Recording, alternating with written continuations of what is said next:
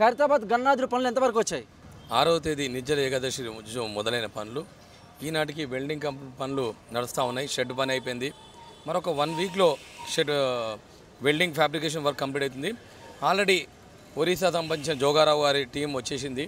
శిల్పి రాజేందర్ గారి ఆధ్వర్యంలో, అదేవిధంగా గణేష్ ఉత్సవ కమిటీ అధ్యక్షుడు దానం నాగేందర్ గారి ఆధ్వర్యంలో పనులు అనేది నడుస్తూ ఉన్నాయన్నమాట.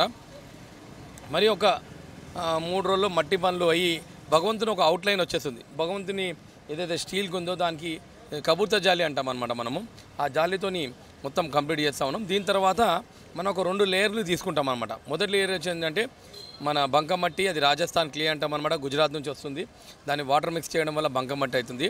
అది ప్లస్ గడ్డి, వరి గడ్డి 2 కలిసి ఫస్ట్ లేయర్ అనేది స్టార్ట్ చేస్తాము. సెకండ్ లేయర్ వచ్చేసాము వరి పొట్టు మట్టితో సెకండ్ లేయర్. అట్లా 3-4 లేయర్లో పని రన్ అవుతుంది. మరి ఒక 1 వీక్లో భగవంతుని అవుట్లైన్ వచ్చేస్తుంది.